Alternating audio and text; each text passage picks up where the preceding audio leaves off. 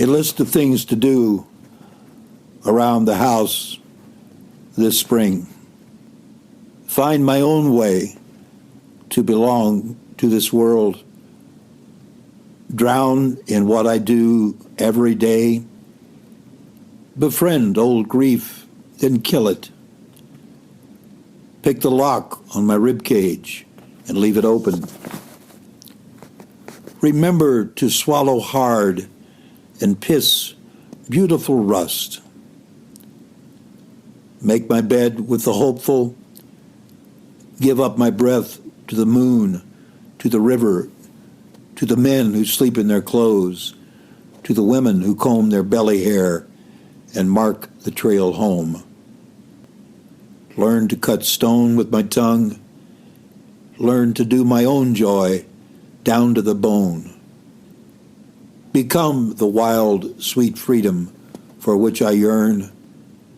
Seek out the homely mother of beautiful blood who dances with the cold half moon.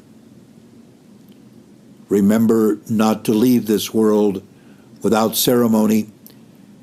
Remember to look after the sun as it is gone, to cry out when there is no one to listen.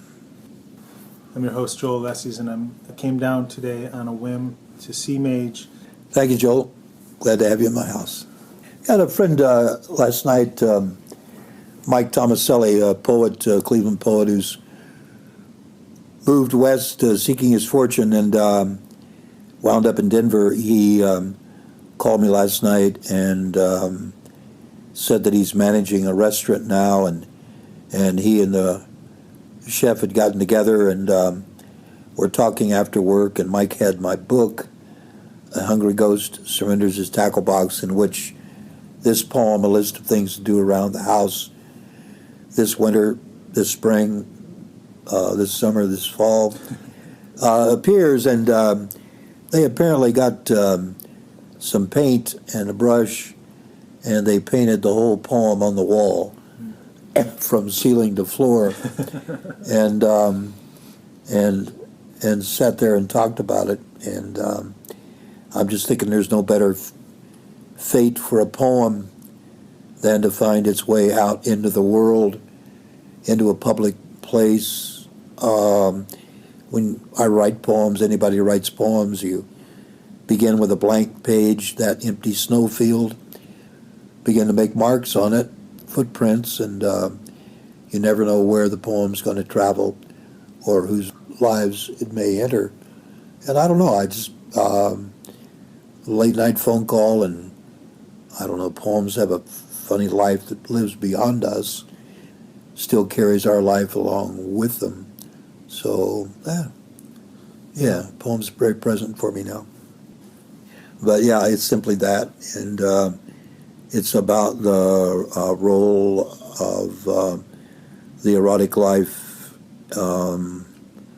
that deep life, and its connection to the everyday happenings, the identity we have, and trying to reawaken our understanding to the way in which that might be the real life, below volition, prior to volition, nothing we can really think about, but something that moves deep within us and has its own intelligence, and also that the erotic life and the spiritual life and those two paths can be the same. I think that's forgotten often in this culture, which is obsessed with sexuality, certainly at a kind of surface, horizontal, obsessive level. Sexuality without intimacy, right? Yeah, without intimacy or without its connection to the deep erotic life that really moves the world. Yeah. So, I think so, and at the top end of that, the most visible end is community. Yeah. And those kinds of enduring connections that give our lives shape and purpose, but there are deeper levels to that, and at the bottom of that lies something which is a prime mover, but also eludes language and all description, which has recognitions of its own for which we cannot account, but is part of the basic exchange among us. And I think often art and poetry points to that deeper life, to the life inside the life. Yeah, and also the notion of the woman as teacher in the patriarchy in which we live. The woman as the protector of secrets, of the priestess of the divine office of woman, and the secrets that are accessible only through her, the life that's accessible only through her. And the Taoists, 6 millennia ago, rather made much of the way in which they were the keepers of the treasures. Yeah. And the treasures were accessible only through them, and love, passion, but at the end of that is the fruit of it, which is wisdom. And so, yeah, I've been thinking about it. Yeah, this whole idea of women as teachers, and really how the kind of what women teach and how they teach it is a very fascinating and broad subject. It is, and I think one of the first lessons is not to defend ourselves. And I have an old friend, Daniel Thompson, who died 10 years ago next month. Great brother of mine, and Daniel is still around in my life. He's not in his body, but his presence persists, and we always had a kind of loving and comic relationship. And he told me in his voice a month ago, and I do hear voices, I'll admit straight up, and I hope you do too. Daniel said to me, he said, "Maj, stop defending what you think you are defending." And he repeated it in his voice, "Stop defending what you think you are defending." And it seems to me that Daniel was telling me, don't forget the lesson that the women have taught us. And if you are defended, love has a great difficulty in finding you, in penetrating that armor. And I think that men among themselves are encouraged to be armed with all guns of every description, real and metaphorical, and that I think women are thankfully the disarmers, and they take the armor from us, and they take the weapons from us, and they're not needed in the home. They may be needed in the bush, but not in home, not in the house, not at the supper table, Right. So that's one thing that comes to mind. Beautiful. Stop defending what you think you are defending, and I think they teach that lesson, and to be humbled. I think in a way, humbling as a kind of prelude to liberation. I have a poem, and I don't know if you have a poem that you'd like to find after this. Go ahead. Within, many in the dance, tree, fall, leaf, spirals, still, in air. Between toes curls greens and yellows grass in the sound of clouds moving in the water. 16 in one and 1 in 16, what are names but labels, and through us, wind forms of things. Air, tree, leaf, sky, water. Winter ground, summer ground, spring ground, and autumn ground are just faces of the earth, circling the sun, circled by the moon, just like you. Split the sky with a shriek to find the one true season that does not change. Wow.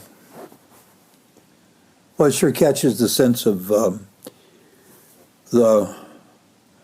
the intricacy of movement that our lives are. I mean, we've been talking earlier about Ajahn Chah and his that wonderful Thai forest monk who died, I think, in the 1990s. But his teachings are important to me, and his articulation of the way in which everything is both arriving and going away. It's both appearing and disappearing, and there is no stasis. It's all flow. It's all movement, and that there's nothing to be held on to. That it all flows around us, and we flow with it. And of course, quantum physics teaches us that reality is not so much a construct as an event that's in motion, in movement. It's an ongoing happening. And so I think sometimes we're aware of that, but we see things very slowly. And your poem catches that. And also the idea of what the Tao is in Taoism and in the Book of Changes, the I Ching, the notion that the Tao is the regenerative principle that makes the world continue. It makes the house across the street reappear an hour from now and not go away.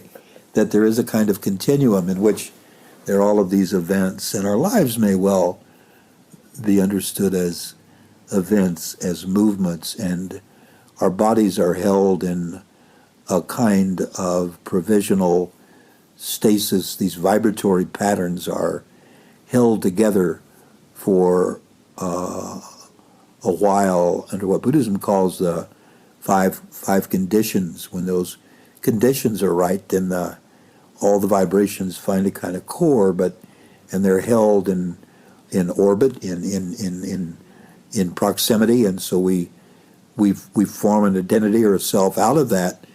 But then when the conditions change, it all pulls apart and disperses, and so it's what the Chinese call the gathering and the scattering. Another way to see it. But if you can envision a life like that, then you're out into the boundlessness and abundance and bigness of things. There's plenty of air to breathe, and you're not in the closet of yourself anymore. You're not hiding in the darkness with the shoes and the coats and the pants, and you're out in a big place. And I think that health, and I think that well-being may well have to do with the kind of space in which we find ourselves and the space in which we live our lives. Try to live in a big space. That's why I read poetry. That poetry gives me air to breathe.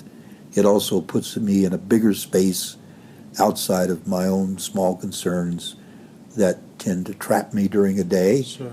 And the domestic stuff, the little things I have to do to maintain the world. Well, when I read Walt Whitman's Song of Myself, I'm reminded that all of this is multitudinous and ongoing and huge and full of all kinds of things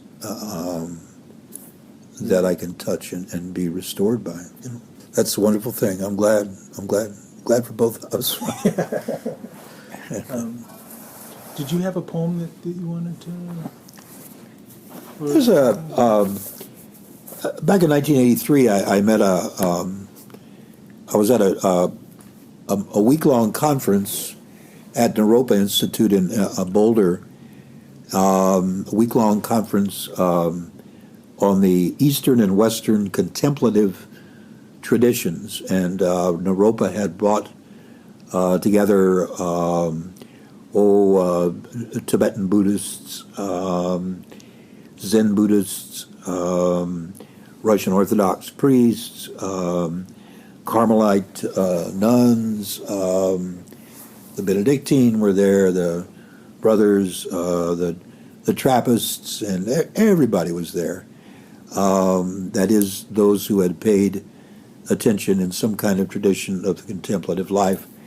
And it was a week that arguably really changed my life, and much of the ballast of my life, I think, derives from that week. And I was sitting in one of the churches in downtown Boulder, and things were winding up, and Sister Tessa Balecki, now Mother Tessa Balecki, a Carmelite nun, at the Dorje Zhang house in Boulder, was on stage, and there were maybe 100 people gathered around her, and she offered 10 guidelines for the path of Christian contemplation. And this is out of her Christian tradition, but I think it becomes quickly much broader. And I wrote these down in the book that I had, and I'm looking at something that was written more than 30 years ago, but which I go to literally every day. And Mother Balecki said, 1, work with the plain stuff of day to day. 2, love God, the historical Christ from the scriptures, the cosmic Christ from nature, and the mystical Christ from prayer. 3, love life and be grateful. 4, embrace little deaths and little sufferings, for they prepare us for the greater ones to come. 5, love one another and express it generously. 6, keep your balance. 7, work with your humanness. 8, get back up quickly. 9, sit still. Empty yourself every day. Be still. 10, laugh, no matter what happens, especially at yourself. I've never forgotten them, and those are my 10 commandments, my 10 guidelines. And,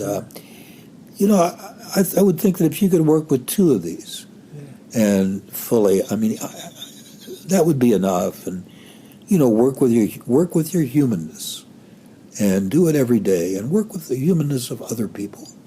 Forgive them for being human. And first of all, and with all the limitations and the possibilities that are there, and work with that, and love one another and express it generously. And unless you express it, how are they to know that you love them? And you can express it through words, but try to express it through actions, and love life and be grateful. And gratitude seems like one of the most enlightened states in which human beings can find themselves. And work with the plain stuff of day to day, and you are right where you need to be, wherever you are. It's the only place that you have for now. And there's a famous vagabond Japanese poet named Neneo Sakaki, who would say to his students, don't you ever tell me you need anything. You have what you need right now to go forward on the path. So, never forgotten these. And at the end of the conference, the leader, the head of it all, the center of the hub, was Chang Trungpa, the founder of Naropa, who was to die a few years later very early, and was very old, in his 40s, I think, early 40s in Nova Scotia, but of a heart attack. But that day he sat on stage smiling, said nothing the whole week, and finally one intrepid young woman turned to him after everybody had been talking all week and said, Master, what is compassion? And that was the center of the whole week. What is compassion? How do we act compassionately? And he smiled, and he said softly, he said, compassion is washing the clothes and drying the clothes and folding the clothes. And everybody in the audience looked around and said, that's it? That's all he's going to say? And that's all he had to say. And so I went home to the apartment of the Buddhist friend with whom I was staying, friend though I had not met her until she opened her home to me, and I got everything I could find that I had dirtied up during the week, and I threw it in the washer and dutifully watched it wash and dutifully watched it dry, and I folded everything and left it on the bed. And to this day, I fold my clothes, and I fold my dirty clothes too. And when I jeans and shirt and socks and undershirt and whatever, at night I fold my dirty clothes in gratitude for their having protected me during the day. And so I think that finally his wisdom moves toward an action that leaves us in a state of gratitude for whatever, and gratitude and compassion may be very close to one another. So so Mother Baleki, thank her. She's still alive, still teaching. Is she? Certain people will be familiar with it because I've shared it with other people. So Good. It's been nice. Yeah. It's interesting how different traditions at their root really are just expressing. It's like Dogen says, different languages, one tongue. Right? Oh. That's wonderful. Yeah, different languages, one tongue. Yes, and all the tributaries flow to the sea. Yeah. And we were talking a little bit. One of my favorite books, Mage, is Zen Man, Beginner's Mind. Suzuki wrote it. Great book. Yeah. About how you should burn yourself completely like a good bonfire, leaving no trace. Mm-hmm. And I know we talked a little bit about this via another route, which was the Bhagavad Gita, which talks about the relinquishment of the fruit of action. Mm-hmm. And I didn't know if you had a poem that related to that or wanted to say something about that. Or...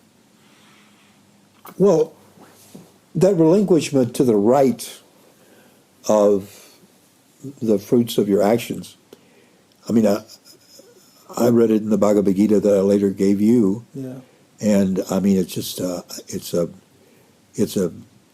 3-inch thick book, 4 inches. I mean, it's a tome, and I remember coming to that and that moment in the Bhagavad Gita, and I just, I mean, the recognition never went away that I don't own any of this. I have no rights here. None of this belongs to me. Where I'm at now, I live in a house that my wife and I ostensibly own. I came across in a drawer the electric bill from 40 years ago from the previous owner, and who wasn't, there was an owner previous to him, who there was an owner previous to him, and on it goes, and so that the right here is to be human and to work with that and to the humanness. The humanness and try as nearly as you can to do no harm and to love. And that line out of Jack Kornfield's Path with Heart, which is a great book, I recommend to everyone. It's one of those fundamental books in which so many lines of wisdom traditions flow. And he says, and this to me is nearly the whole thing. Jack Kornfield says that It is the quality of heart we bring to what we do that matters most. It is the quality of heart we bring to what we do that matters most. And it's the quality of heart. Yeah. And funny it should come down to that. Because there are so many other levels and layers that you can approach or attach or cling or dissect, but really fundamentally the crux of it is just the purity of heart. Right? As far as I can tell, and I can't, and I've read hundreds of books about all of the traditions, and it's been expressed in so many ways, but I think that's it. And it's akin to a biblical line that I hold close, and it is, Lord, sustain in me a willing spirit. And that's the willing spirit, I think, pays attention to the quality of heart. And everybody knows something about the quality of their own heart. To bring things to come to anything at the highest level of which we're capable, a level that's kind, generous, and forgiving. Whether you're dealing with an angry mailman or a guy who's just rear-ended your car, or whether it's a lover who's closing the door, or whether it's an old woman in a bed drawing a last breath, or whether it's a casual conversation, bring the best quality of heart of which you are capable to the ordinary moments, working with the everyday stuff, as Mother Galecki says. Yeah. To me, that rings. That's a bell that rings. How do we do that? How do we cultivate that awareness? What are some of the ways in which, contemplation, prayer, meditation, what? Well, look at the guidelines again. She says, sit still and empty yourself every day. Be still. And I think that in the wonderful poet Naomi Shebnai from San Antonio was here at Kent 4 years ago. I loved her work. I hope she reads in every town in America at least 3 times a year. She's a great, generous force. And she said that she made fun of before a reading for a big crowd. She said, don't tell me you're too busy anymore. And because you're just not.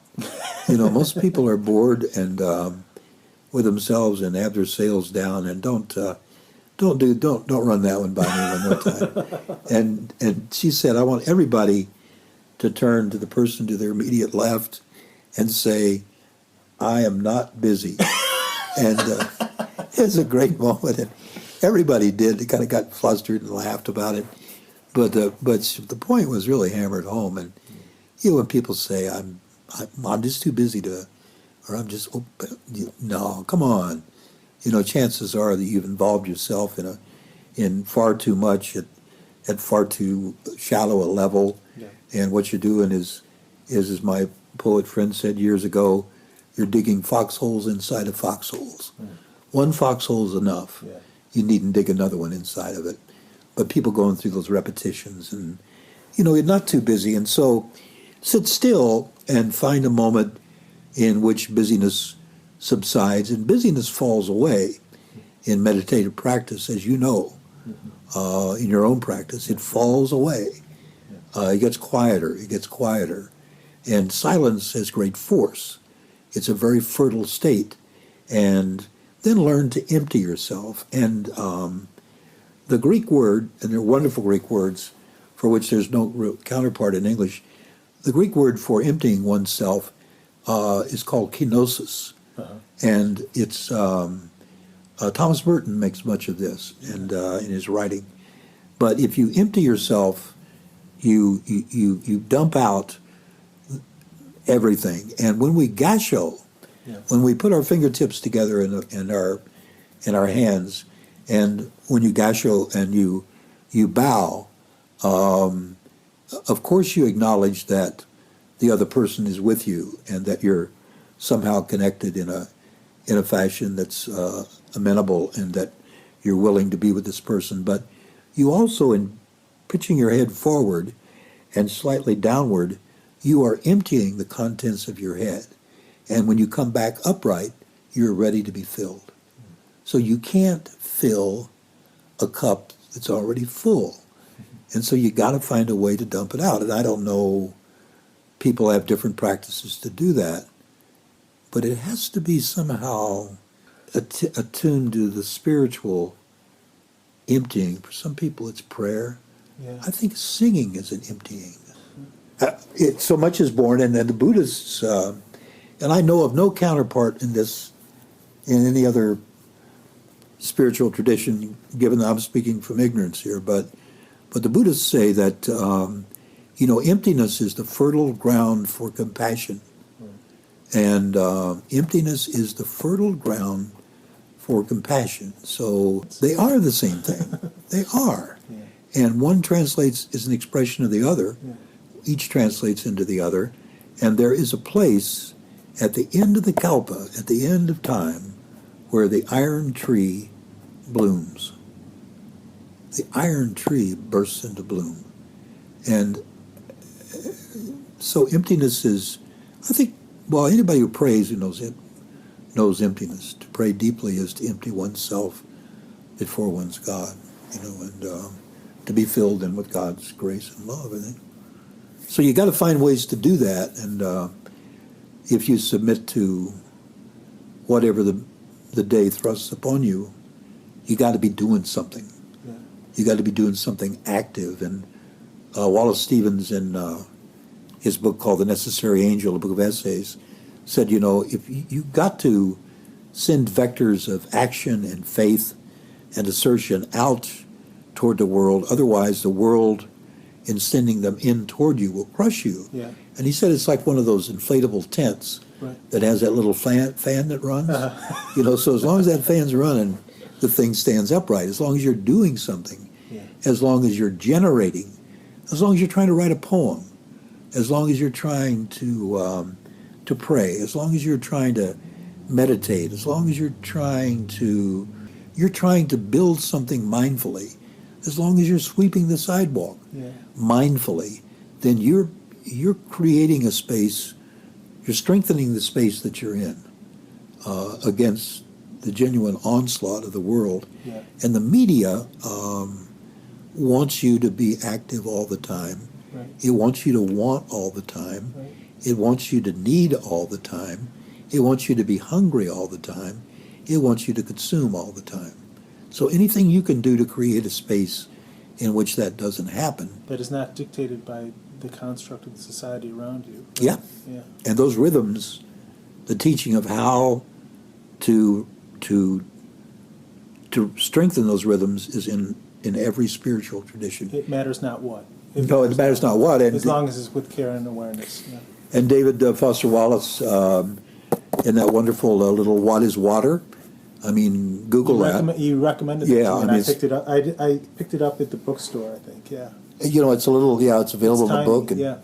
It is in fact his 2006 Oberlin College commencement address, yeah, and that's since become sort of legendary, particularly in light of his death, his hanging himself, and he again, as is too often the case, could not live by the very truths that he gave to others. He couldn't save himself. Yeah. And but he said, unless you find yourself and make yourself a part of some spiritual tradition, unless you are strengthened by a community of others, of like heart and soul, this culture will eat you alive. Yes, it will. Yes, and I think so. And the way society, our American society is structured, the soul is neglected, the mm-hmm. inner life is neglected, mm-hmm. and so people don't really know where to begin or what that looks mm-hmm. like, but they have intonations of that, or like beginnings of that, but they may not be familiar with it. I think, yeah, exactly. And is it, Ehrlich who says,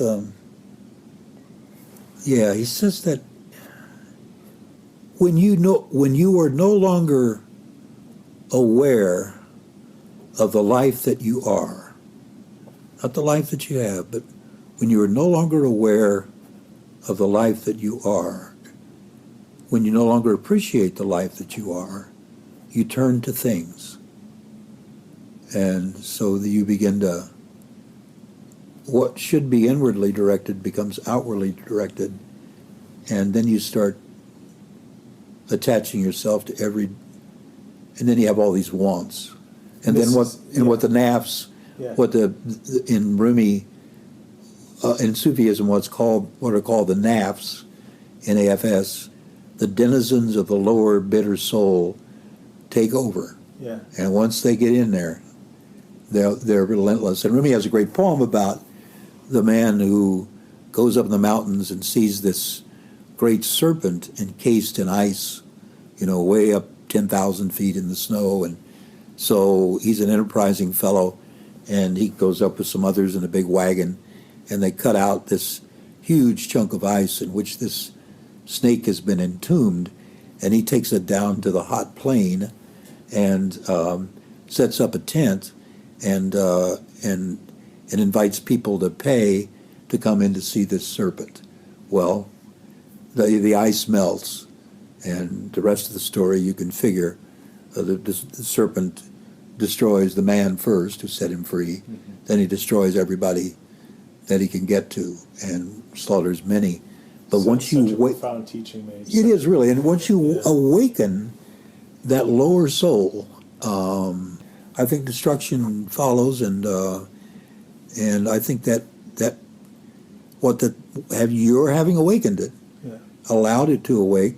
I think then you pay the price. Yeah. Okay. For it, I think, and this culture is hell bent on selling you tickets to see the serpent melting in the ice. Come on.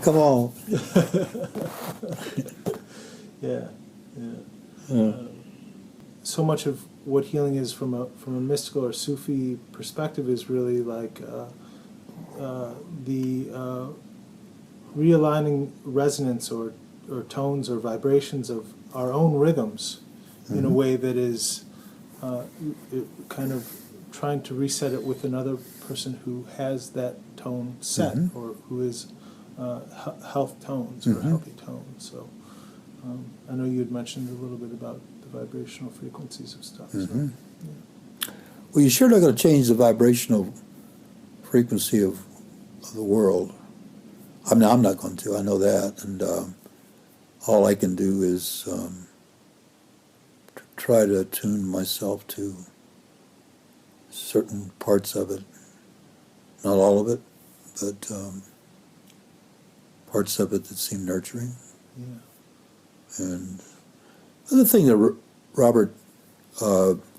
Roshi Robert Aitken, who wrote a great book called Taking the Path of Zen, which is the other book, I mean, in there with Roshi Suzuki's Zen Mind, Beginner's Mind, but also this Taking the Path of Zen, which is a thin little volume. He says that all nurturing begins with inclusion. Yeah, I remember. And I say the same things over and over again, and may I always, that's one of those anchor ideas. Like I've carried that with me in my work. I mean, actually, should. very much. Yeah. So little mind and big mind, I mean, that's in Roshi Suzuki, but I mean, little mind excludes, big mind includes, and so little mind yaps at differences, and saying this is not like that, and little mind is always choosing between this and that. And one Zen teaching is that enlightenment is simply stopping choosing between this and that. I mean, because you're stuck there, it'll never end. Right. I mean, you once you start that, it'll continue to your last breath. But if you can let that go, and intelligence defined as letting go, and move beyond that, then all kinds of things are possible. But that little mind is, boy, it just yaps like a little chihuahua, and big mind is quiet,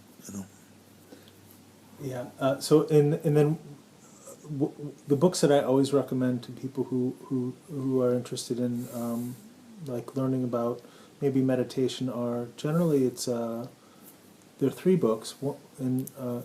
The Three Pillars of Zen by Roshi Philip Kapleau, Uh-huh. and then Zen Mind Beginner's Mind, and then of course my favorite book, which is The Snow Leopard, and Peter Matheson just passed on. Yep, he's a great teacher. May his soul find safe passage. But you were talking a little bit earlier in our conversation before we recorded the show about his teachers teaching to him. Yeah. I thought it was terrific. It's in The Snow Leopard, and two things I carry away from Snow Leopard above all others. And one was, there's a passage somewhere in the book that in which Matheson proposes that it's better to be true than strong. And, well, what that means to be true, that's hard and to talk about, and but I think you know it. Yeah. I think each of us knows it when we're being true to something. And Robert Frost said famously that somebody asked him when he reads a poet for the first time, what question does he ask? And Frost said, without hesitation, he said, I ask myself whether this poet has anything to be true to. Wow, next time you read a poet for the first time, ask yourself whether you can detect whether this poet has anything to be true to, whether that comes out of your reading of the poem. And so Matheson said it's better to be true than strong. Nobody's strong enough. We're not only all going to be broken, but we're breaking. Yeah. And we're mending and breaking and mending and breaking. And then with age, we break and break and break. And then the final brokenness. And so better to be true than strong. The other thing is that Matheson's teacher told him that his personal koan, Matheson's, was simply two words: expect nothing. And Matheson was initially really rocked back on his heels and said, "You mean that's it?" And he was assured that that was it. And so if you can live as best as you can without expectation, but rather live with welcoming the strange angels, as D.H. Lawrence calls them, or consider your life a guest house, as Rumi does, and that every stranger that comes to your door bears some kind of gift, if you can but understand it that way. So live in big mind, live in welcoming mind, work with your humanness, Joel's humanness, and I think it's the most honorable work in the world. And it's daily, and it's what you do, whether you not think about it that way or not, but do think about it. I think the level of awareness brought to that sharpens the practice of the work, makes more things possible. That what you're doing in working with your humanness is in an old spiritual tradition that so many, many, many have done. I'm working with my humanness. When anger arises and you work with it, or when you think, somebody's done something to you, or wronged you, work with that. Work with it. Don't let it overwhelm you and calcify and attach itself to you. Just say to it, come here. Let me work with you. Let me work with this. Let me see what you're made of and what caused you and where you came from. Yeah, maybe befriend it.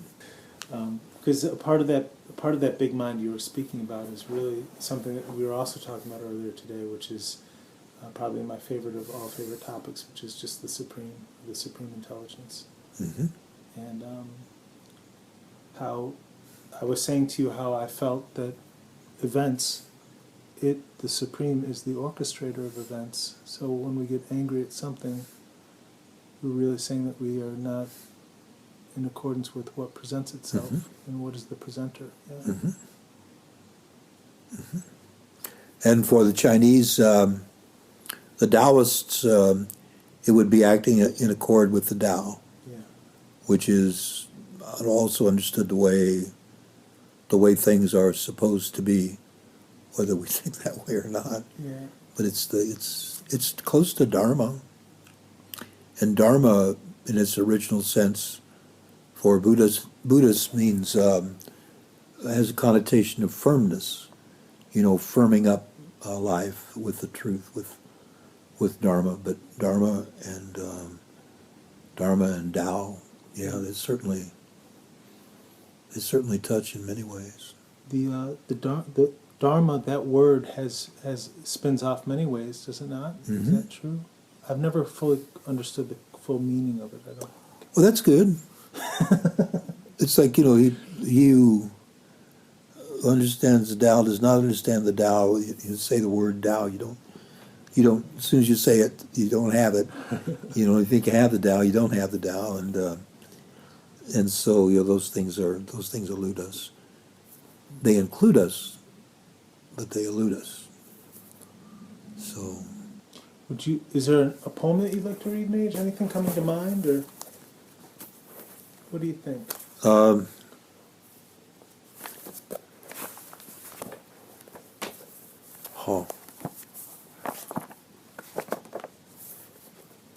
Poem. This poem comes directly from Dogen, from the Shoben Ginzo, Yeah. the treasure of the true heart, and Dogen, that 13th century Zen master, is a big influence on me, and I don't read them anymore. I haven't read them for years, but it's kind of part of me, Yeah. part of how I think, and I sometimes in poems I will begin with a quote, and this is Dogen's. And I want to say that when Dogen returned to his native Japan after long wandering Yes. in China, Yes. people asked him immediately what he had learned in his wandering, and he said, "Nothing except a tender spirit." And I thought it was a wonderfully enlightened answer, and I think part of the work is for each of us to maintain the tender spirit, to find ways to encourage the spirit to remain tender. Against cynicism. Against all of cynicism, against all of those forces that would tend to cut it off and isolate it and diminish it and diminish us in the process. And I would say that if you can keep alive tenderness as a human quality in a lifetime, in a long lifetime, that's a triumph. And so Dogen walked all those miles, to hundreds and hundreds of miles, to get acquainted with the tenderness of his spirit. It's a great lesson. And this quote from Dogen is, "If you cannot find the truth right where you are, where do you expect to find it?" And my poem. Find it in the letter the mailman refused to deliver. Go chase him down the sidewalk. Take back what belongs to you. Find the truth in the goodwill. The dead man's suits without shoulders hung in a row. Check the left breast pocket. Wear that one home. Find the truth in the grocery, under the cart where you stow the potatoes and the cat litter. Sometimes the truth is down low. Find it on your back step. Find it in the one black shoe, heavy as a stone, the laces in a hard, hard knot. Find it in yesterday's half-frozen cup of muddy coffee, you left on the winter porch rail. Drink it down, shoulder the morning. A clear, blind river runs beneath your feet. Find it in your dreams, black moon in a bone-white sky. Find it in the Main Street Bridge here in Kent that runs over the Cuyahoga. Find it there, the graffiti of the great speckled bird. Find it in the broken sword. Find it in a child's name, scribbled in the acid ink of tears. Find it in your own breath, the wind horse that carries you across this plain toward the mountains. If you cannot find the truth where you live, where does it live, this truth you live for? My father's ashes are scattered from a bridge back in southeastern Illinois, where I'm from, and my ashes will be scattered there too. And I like the idea of going down the river with my old man. I like the idea of fire and water and earth and air, the four basic elements, and how they're all expressions of each other.